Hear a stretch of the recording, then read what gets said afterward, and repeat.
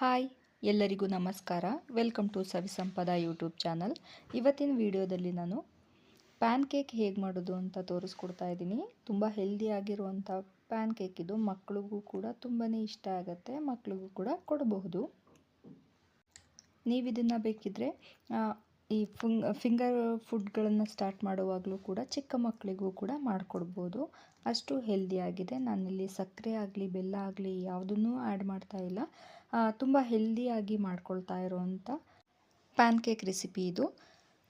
ವಿಡಿಯೋನ ಎಲ್ಲೂ ಸ್ಕಿಪ್ ಮಾಡದೆ ಕೊನೆವರೆಗೂ ನೋಡಿ. ಅದಕ್ಕಿಂತ ಮುಂಚೆ ನೀವೇನಾದರೂ ಇದೇ ಮೊದಲು ನನ್ನ ಚಾನಲ್ ನೋಡ್ತಾ ಇದ್ದರೆ ದಯವಿಟ್ಟು ಸಬ್ಸ್ಕ್ರೈಬ್ ಮಾಡಿ, ಪಕ್ಕದಲ್ಲೇ ಇರುವ ಬೆಲ್ ಐಕನ್ನ ಕ್ಲಿಕ್ ಮಾಡಿ. ಇದರಿಂದ ನಾನು ಹಾಕೋ ಪ್ರತಿ ವಿಡಿಯೋಗೂ ನೋಟಿಫಿಕೇಷನ್ ಬರುತ್ತೆ. ಮಿಸ್ ಮಾಡದೆ ಎಲ್ಲ ವಿಡಿಯೋನೂ ನೋಡಬಹುದು. ಹಾಗೆ ನಿಮ್ಮ ಫ್ರೆಂಡ್ಸ್ ಫ್ಯಾಮಿಲಿ ಜೊತೆ ಈ ವಿಡಿಯೋನ ಶೇರ್ ಮಾಡೋದನ್ನು ಮರಿಬೇಡಿ. ಹಾಗಿದ್ರೆ ರೆಸಿಪಿ ಹೇಗೆ ಮಾಡೋದು ಅಂತ ನೋಡೋಣ. ನಾನಿಲ್ಲಿ ಒಂದು ಬಾಣಲಿ ಬಿಸಿಗಿಟ್ಕೊಂಡಿದ್ದೀನಿ. ಇದಕ್ಕೆ ನಾನಿಲ್ಲಿ ಒಂದು ಕಪ್ ಅಳತೆಯಲ್ಲಿ ತೊಗೊಂಡಿದ್ದೀನಿ ಮಖಾನನ ಈ ರೀತಿ ಕ್ರಿಸ್ಪಿ ಆಗೋವರೆಗೂ ಹುರ್ಕೊಳ್ಬೇಕು. ನಾನಿಲ್ಲಿ ತೋರಿಸಿದ್ನಲ್ವ, ಇದು ಮಖಾನ ಸ್ವಲ್ಪ ಗಟ್ಟಿಯಾಗಿರುತ್ತೆ. ನಾವು ಹುರಿದ ನಂತರ ಇದು ಕ್ರಿಸ್ಪಿಯಾಗತ್ತೆ. ಕ್ರಿಸ್ಪಿನೆಸ್ ಬರೋವರೆಗೂ ಲೋ ಫ್ಲೇಮ್ನಲ್ಲಿ ಇಟ್ಕೊಂಡು ಹುರ್ಕೊಳ್ಬೇಕು. ತುಂಬ ಹುರಿ ಜಾಸ್ತಿ ಮಾಡಿಕೊಂಡ್ರೆ ಬೇಗನೆ ಕಪ್ಪಗಾಗ್ಬಿಡುತ್ತೆ ಮತ್ತು ಸೀದೋಗಿ ಕಂಟು ಬಂದಂಗೆ ಆಗುತ್ತೆ. ಆದ್ದರಿಂದ ಆದಷ್ಟು ಲೋ ಫ್ಲೇಮ್ನಲ್ಲಿ ಇಟ್ಕೊಂಡು ಹುರ್ಕೊಳ್ಬೇಕು. ನೋಡಿ, ನಾನಿಲ್ಲಿ ತೋರಿಸ್ತಾ ಇದ್ದೀನಲ್ವ, ಈ ರೀತಿ ಒಂದು ಮಖಾನನ ಪ್ರೆಸ್ ಮಾಡಿದರೆ ಈ ರೀತಿ ಕ್ರಿಸ್ಪಿಯಾಗಿ ಹೊಡೆದೋಗ್ಬೇಕು. ಪುರಿ ಆಗುತ್ತಲ್ಲ ಈ ರೀತಿ ಆಗಿದ್ರೆ ಮಖಾನ ಕರೆಕ್ಟಾಗಿ ರೋಸ್ಟ್ ಆಗಿದೆ ಅಂತ ಹೇಳಿಬಿಟ್ಟು ಈಗ ಇದನ್ನು ಒಂದು ಪ್ಲೇಟ್ಗೆ ಹಾಕ್ಕೊಳ್ತಾ ಇದ್ದೀನಿ. ಇದೇ ಮಾಡಲಿಕ್ಕೆ ಸ್ವಲ್ಪ ಒಂದು ಅರ್ಧ ಕಪ್ಪು ಅಥವಾ ಅದಕ್ಕಿಂತ ಕಡಿಮೆ ಅಷ್ಟು ನಾನು ಓಟ್ಸ್ ತೊಗೊಂಡಿದ್ದೀನಿ. ಓಟ್ಸ್ನ ನೀವು ಬೇಕಂದರೆ ಹಾಕ್ಕೊಳ್ಬೋದು, ಇಲ್ಲಾಂದರೆ ಸ್ಕಿಪ್ ಮಾಡ್ಕೊಳ್ಬೋದು. ನಾನಿಲ್ಲಿ ಅದಕ್ಕೆ ಬಳಸಿದ್ದೀನಿ. ಒಂದು ಅರ್ಧ ಕಪ್ಪಷ್ಟು ಓಟ್ಸ್ನ ಕೂಡ ಸ್ವಲ್ಪ ಬೆಚ್ಚಗೆ ಮಾಡ್ಕೊಳ್ಬೇಕು. ಇದು ಸ್ವಲ್ಪ ಕ್ರಿಸ್ಪಿಯಾಗೇ ಇರುತ್ತೆ, ತುಂಬಾ ಸಾಫ್ಟಾಗೇನು ಇರೋದಿಲ್ಲ. ಇದನ್ನು ಕೂಡ ಬೆಚ್ಚಗೆ ಮಾಡಿಕೊಂಡು ಪ್ಲೇಟ್ಗೆ ಹಾಕ್ಕೊಂಡಿದ್ದೀನಿ. ಈಗ ಇದು ತಣ್ಣಗಾಗಲಿಕ್ಕೆ ಬಿಡಬೇಕು. ತಣ್ಣಗಾಗೋವರೆಗೂ ಬೇರೆ ಇಂಗ್ರೀಡಿಯೆಂಟ್ಸ್ನ ರೆಡಿ ಮಾಡ್ಕೊಳ್ತಾ ಇದ್ದೀನಿ. ನಾನು ಪ್ಯಾನ್ ಕೇಕ್ಗೆ ಸಕ್ಕರೆ ಅಥವಾ ಬೆಲ್ಲ ಯಾವುದನ್ನು ಬಳಸ್ತಾ ಇಲ್ಲ. ನಾನಿಲ್ಲಿ ಡೇಟ್ಸ್ನ ಬಳಸ್ಕೊಳ್ತಾ ಇದ್ದೀನಿ. 5ರಿಂದ 6 ಡೇಟ್ಸ್ನ ವಾಶ್ ಮಾಡಿಕೊಂಡು ಈ ರೀತಿ ಸೀಡ್ಸ್ನೆಲ್ಲ ಸಪ್ರೇಟ್ ಮಾಡ್ಕೊಳ್ತಾ ಇದ್ದೀನಿ. ಸೀಡ್ಸ್ ಎಲ್ಲ ತೆಗೆದಾದ್ಮೇಲೆ ಈ ರೀತಿ ಸಣ್ಣದಾಗಿ ಕಟ್ ಮಾಡ್ಕೊಳ್ತಾ ಇದ್ದೀನಿ. ಯಾಕಂದರೆ ನಾವು ಮಿಕ್ಸಿನಲ್ಲಿ ರುಬ್ಕೊಂಡಾಗ ಡೇಟ್ಸ್ ಕಟ್ ಮಾಡಿ ಹಾಕಲಿಲ್ಲ ಅಂದರೆ ಹಾಗಾಗಿ ಉಳಿಯುತ್ತೆ. ಆದ್ದರಿಂದ ಈಗ 2 ಬಾಳೆಹಣ್ಣನ್ನು ನಾನು ತಗೊಂಡಿದ್ದೀನಿ. ನೀವು ಈ ರೀತಿ ಪಚ್ಚ ಬಾಳೆಹಣ್ಣ ಬಳಸಿದ್ರೆ ಸ್ವೀಟ್ ಚೆನ್ನಾಗಿರುತ್ತೆ, ಟೇಸ್ಟು ಕೂಡ ಮತ್ತು ಫ್ಲೇವರ್ ಕೂಡ ಚೆನ್ನಾಗಿರುತ್ತೆ. ಸಾಧ್ಯ ಆದರೆ ಈ ರೀತಿ ಪಚ್ಚ ಬಾಳೆಹಣ್ಣನ್ನೇ ಬಳಸಿ. ಇಲ್ಲ ಅಂತ ಹೇಳಿದ್ರೆ ನಾರ್ಮಲ್ ಏಲಕ್ಕಿ ಬಾಳೆಹಣ್ಣಿಂದನೂ ಕೂಡ ಮಾಡಬಹುದು. ಬಟ್ ಈ ರೀತಿ ಪಚ್ಚ ಬಾಳೆಹಣ್ಣಿಂದ ಮಾಡಿಕೊಂಡ್ರೆ ತುಂಬಾ ಟೇಸ್ಟ್ ಚೆನ್ನಾಗಿರುತ್ತೆ, ಫ್ಲೇವರ್ ಕೂಡ ಚೆನ್ನಾಗಿರುತ್ತೆ. ಇದ್ರ ಜೊತೆಗೆ ನಾನು ಆ್ಯಪಲ್ ಕೂಡ ಬಳಸ್ಕೊಳ್ತಾ ಇದ್ದೀನಿ. ಅರ್ಧದಷ್ಟು ಆ್ಯಪಲ್ನ ಬಳಸ್ತಾ ಇದ್ದೀನಿ.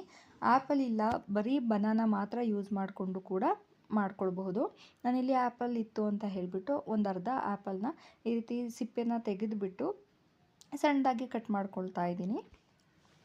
ಈ ರೀತಿ ಎಲ್ಲನೂ ಕಟ್ ಮಾಡಿ ಇಟ್ಕೊಂಡಾದಮೇಲೆ ಒಂದು ಜಾರ್ಗೆ ನಾನು ಮಖಾನ ಓಟ್ಸ್ ಏನು ಫ್ರೈ ಮಾಡ್ಕೊಂಡಿದ್ದೆ ಅದನ್ನು ಹಾಕ್ಕೊಂಡಿದ್ದೀನಿ. ಕಂಪ್ಲೀಟ್ ತಣ್ಣಗಾದಮೇಲೆ ನಾನು ರುಬ್ಕೊಳ್ತಾ ಇರೋದು. ಇದನ್ನು ಪೌಡರ್ ಮಾಡ್ಕೊಳ್ಬೇಕು. ಇದ್ರ ಜೊತೆಗೆ ನಾನು ಫ್ಲೇವರ್ಗೆ ಒಂದು ಏಲಕ್ಕಿನ ಸೇರಿಸ್ಕೊಂಡು ಈ ರೀತಿ ಪೌಡರ್ ಮಾಡ್ಕೊಂಡಿದ್ದೀನಿ. ನೋಡಿ, ಈ ರೀತಿ ಫೈನ್ ಪೌಡರ್ ಆಗಬೇಕು. ಇದ್ರ ಜೊತೆಗೆ ನಾನೀಗ 2 ಮೊಟ್ಟೆ ಹಾಕ್ಕೊಳ್ತಾ ಇದ್ದೀನಿ. ಮೊಟ್ಟೆ ತಿನ್ನಲ್ಲ ಅಂತ ಹೇಳೋರು ಸ್ಕಿಪ್ ಮಾಡಿ, ಹಾಗೇನೂ ಮಾಡ್ಕೊಳ್ಬೋದು. ನಾನೀಗ ಕಟ್ ಮಾಡ್ಕೊಂಡಿರೋವಂಥ ಎಲ್ಲ ಫ್ರೂಟ್ಸ್ಗಳನ್ನು ಇದ್ರ ಜೊತೆಗೆ ಸೇರಿಸ್ಕೊಂಡು ನೀರೇನು ಬಳಸ್ತಾ ಇಲ್ಲ, ಈ ರೀತಿ ರುಬ್ಕೊಂಡಿದ್ದೀನಿ. ಕನ್ಸಿಸ್ಟೆನ್ಸಿ ಸ್ವಲ್ಪ ಗಟ್ಟಿಗಾಯಿತು ಅಂತ ಅನಿಸ್ತು. ಅದರಿಂದ ನಾನಿಲ್ಲಿ ಸ್ವಲ್ಪ ಒಂದು ಚಿಕ್ಕ ಗ್ಲಾಸಲ್ಲಿ ಹಾಲನ್ನು ಹಾಕ್ಕೊಳ್ತಾ ಇದ್ದೀನಿ. ತುಂಬ ಹಾಕ್ಕೊಳ್ಬಾರ್ದು. ಕನ್ಸಿಸ್ಟೆನ್ಸಿ ನೋಡ್ಕೊಳ್ತಾ ನಾನಿಲ್ಲಿ ಸ್ವಲ್ಪ ಆ್ಯಡ್ ಮಾಡಿಕೊಂಡು ಈ ಕನ್ಸಿಸ್ಟೆನ್ಸಿ ಬರೋವರೆಗೂ ನಾನು ರುಬ್ಕೊಂಡಿದ್ದೀನಿ. ಈ ರೀತಿ ರುಬ್ಕೊಂಡ ನಂತರ ಇದನ್ನು ನಾನು ಒಂದು ಬೌಲ್ಗೆ ಟ್ರಾನ್ಸ್ಫರ್ ಮಾಡ್ಕೊಳ್ತಾ ಇದ್ದೀನಿ. ಇದೇ ಕನ್ಸಿಸ್ಟೆನ್ಸಿ ಇರಬೇಕು. ಇದಕ್ಕಿಂತ ಸ್ವಲ್ಪ ತೆಳುವಿದ್ರೂ ತೊಂದರೆ ಇಲ್ಲ. ತುಂಬಾ ತೆಳುವು ಅಥವಾ ಗಟ್ಟಿಗಾದರೆ ನಾವು ಪ್ಯಾನ್ ಕೇಕಿಗೆ ತವ ಮೇಲೆ ಹಾಕ್ಕೊಳ್ಳೋಕ್ಕೆ ಕಷ್ಟ ಆಗುತ್ತೆ. ನೋಡಿ, ಈ ರೀತಿ ಸ್ವಲ್ಪ ಕ್ರೀಮ್ ಸ್ಟ್ರಕ್ಚರಲ್ಲಿ ನಾನು ಮಾಡ್ಕೊಂಡಿದ್ದೀನಿ. ಬ್ಯಾಟರ್ ರೆಡಿ ಮಾಡಿ ಇಟ್ಕೊಂಡು ತವಾನ ಬಿಸಿಗಿಟ್ಕೊಂಡಿದ್ದೀನಿ. ತವ ಬಿಸಿಗಿಟ್ಕೊಂಡ ನಂತರ ಸ್ವಲ್ಪ ತುಪ್ಪ ಹಾಕ್ಕೊಳ್ತಾ ಇದ್ದೀನಿ. ಎಣ್ಣೆ ಕೂಡ ಬಳಸ್ಬೋದು. ನಾನಿಲ್ಲಿ ತುಪ್ಪ ಬಳಸಿ ಮಾಡ್ಕೊಳ್ತಾ ಇದ್ದೀನಿ. ಈಗ ನಿಮಗೆ ಎಷ್ಟು ಗಾತ್ರಕ್ಕೆ ಬೇಕು, ಎಷ್ಟು ಅಗಲಗೆ ಬೇಕು, ಯಾವ ಶೇಪಲ್ಲಿ ಬೇಕು ನೀವು ಪ್ಯಾನ್ ಕೇಕನ್ನು ಮಾಡ್ಕೊಳ್ಬೋದು. ನಾನಿಲ್ಲಿ ಈ ರೀತಿ ಹಾಕ್ಕೊಳ್ತಾ ಇದ್ದೀನಿ. ಈ ರೀತಿ ಸ್ಪ್ರೆಡ್ ಮಾಡಿಕೊಂಡು ತವಾ ಮೇಲೆ 1 ನಿಮಿಷ ಬೇಯಿಸ್ಕೊಂಡ್ರೆ ಸಾಕು. ತುಂಬ ರೋಸ್ಟ್ ಮಾಡ್ಕೊಳ್ಳೋದು ಬೇಡ, ಬೇಗನೆ ಬೇಯುತ್ತೆ. ಬೇಕಿದ್ದರೆ ಪ್ಲೇಟ್ ಮುಚ್ಚಿ ಕೂಡ ಬೇಯಿಸ್ಕೊಳ್ಬೋದು. ನೋಡಿ ಎಷ್ಟು ಚೆನ್ನಾಗಿ ಬಂದಿದೆ ಅಂತ ಹೇಳ್ಬಿಟ್ಟು. ಈ ರೀತಿ ಎರಡೂ ಸೈಡ್ ಒಂದೊಂದು ಟೈಮು ನಾವು ಬೇಯಿಸ್ಕೊಳ್ಬಹುದು.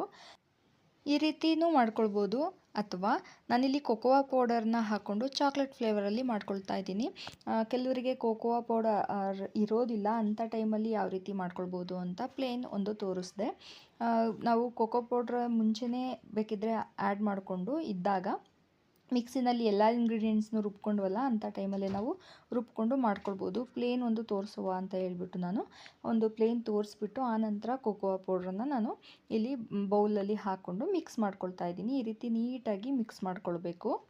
ಈಗ ಚಾಕ್ಲೇಟ್ ಫ್ಲೇವರಲ್ಲಿ ಕೂಡ ನಾನು ಮಾಡ್ಕೊಳ್ತಾ ಇದ್ದೀನಿ. ಸೇಮ್ ಆ್ಯಸ್ ಇಟ್ ಈಸ್ ನಾವು ಮುಂಚೆ ಹೇಗೆ ಮಾಡಿದ್ವಿ ಅದೇ ಪ್ರೋಸೆಸ್ಸಲ್ಲಿ ಮಾಡ್ಕೊಳ್ತಾ ಇರೋದು. ಸ್ವಲ್ಪ ತುಪ್ಪನ ಸವರ್ಕೊಂಡು ಆನಂತರ ನಾನು ಬ್ಯಾಟರ್ನ ಈ ರೀತಿ ಹಾಕ್ಕೊಳ್ತಾ ಇದ್ದೀನಿ. ಬೇಕಂದರೆ ಪ್ಲೇಟ್ ಮುಚ್ಚಿ ಬೇಯಿಸ್ಕೊಳ್ಳಿ, ಅಥವಾ ಈ ರೀತಿ ಹಾಗೇ ಬೇಯಿಸ್ಕೊಳ್ಬೋದು. ಚಾಕ್ಲೇಟ್ ಫ್ಲೇವರಲ್ಲಿ ಕೂಡ ತುಂಬಾ ಚೆನ್ನಾಗಿರುತ್ತೆ. ಅಥವಾ ನೀವು ಕೊಕೋವಾ ಪೌಡ್ರ್ ಇಲ್ಲ ಅಂತ ಹೇಳಿದ್ರೆ ಹಾಗೇನೂ ಮಾಡ್ಕೊಳ್ಬೋದು. ತುಂಬಾ ಚೆನ್ನಾಗಿರುತ್ತೆ. ಮಕ್ಕಳಿಗಂತೂ ತುಂಬಾ ಇಷ್ಟ ಆಗುತ್ತೆ. ಕೆಲವೊಂದು ಸರಿ ಊಟ ಮಾಡ್ತಾ ಇಲ್ಲ ಅಂತ ಹೇಳೋ ಟೈಮಲ್ಲಿ ಈ ರೀತಿ ಪ್ಯಾನ್ ಕೇಕ್ಗಳನ್ನು ಮಾಡಿಕೊಡ್ಬೋದು. ಆಗಿರುವಂಥ ರೆಸಿಪಿ ಇದು. ಅಥವಾ ಡಯಟ್ ಮಾಡೋರಾದರೆ ಬೆಳಿಗ್ಗೆ ಬ್ರೇಕ್ಫಾಸ್ಟ್ಗೂ ಕೂಡ ಇದನ್ನು ಮಾಡ್ಕೊಂಡು ತಿನ್ಬೋದು, ಅಥವಾ ಸಂಜೆ ಸ್ನ್ಯಾಕ್ಸ್ಗೂ ಕೂಡ ಮಾಡ್ಕೊಂಡು ತಿನ್ಬೋದು. ಜಂಕ್ನ ರೂಢಿ ಮಾಡ್ಕೊಳ್ಳೋದಕ್ಕಿಂತ ಈ ರೀತಿ ಹೆಲ್ದಿಯಾದ ರೆಸಿಪೀಸ್ಗಳನ್ನು ಮಾಡಿಕೊಂಡು ತಿನ್ಬೋದು. ತುಂಬಾ ಚೆನ್ನಾಗಿರುತ್ತೆ. ಮಕ್ಕಳು ದೊಡ್ಡವರು ಎಲ್ಲರಿಗೂ ಕೂಡ ಒಂದೇ ರೀತಿ ರೆಸಿಪಿಗಳನ್ನು ಮಾಡ್ಕೊಳ್ಬೋದು. ಈ ರೀತಿ ಮಾಡ್ಕೊಳ್ಳೋದ್ರಿಂದ ಮತ್ತೆ ಬೇರೆ ಬೇರೆ ರೀತಿ ತಿಂಡಿ ಟಿಫನ್ಗಳನ್ನು ಮಾಡೋದು ಕೂಡ ತಪ್ಪುತ್ತೆ. ನೋಡಿದ್ರಿ ಅಲ್ವಾ ಎಷ್ಟು ಈಸಿಯಾಗಿ ಪ್ಯಾನ್ ಕೇಕ್ನ ಮನೆಯಲ್ಲಿ ಸುಲಭವಾಗಿ ಮಾಡ್ಕೊಳ್ಬೋದು ಅಂತ ಹೇಳ್ಬಿಟ್ಟು. ಕಡಿಮೆ ಇಂಗ್ರೀಡಿಯೆಂಟ್ಸ್ನು ಕೂಡ ಬಳಸಿ ಮಾಡುವಂಥ ಪ್ಯಾನ್ ಕೇಕ್ ಇದು. ತುಂಬಾ ಚೆನ್ನಾಗಿರುತ್ತೆ. ಒಂದ್ಸರಿ ಟ್ರೈ ಮಾಡಿ. ನಿಮಗೆ ಈ ವಿಡಿಯೋ ಇಷ್ಟ ಆಯಿತು ಅಂತ ಭಾವಿಸ್ತೀನಿ. ಇಷ್ಟ ಆಗಿದ್ರೆ ದಯವಿಟ್ಟು ಲೈಕ್ ಮಾಡಿ, ಶೇರ್ ಮಾಡಿ, ಸಬ್ಸ್ಕ್ರೈಬ್ ಮಾಡಿ. Thanks for watching.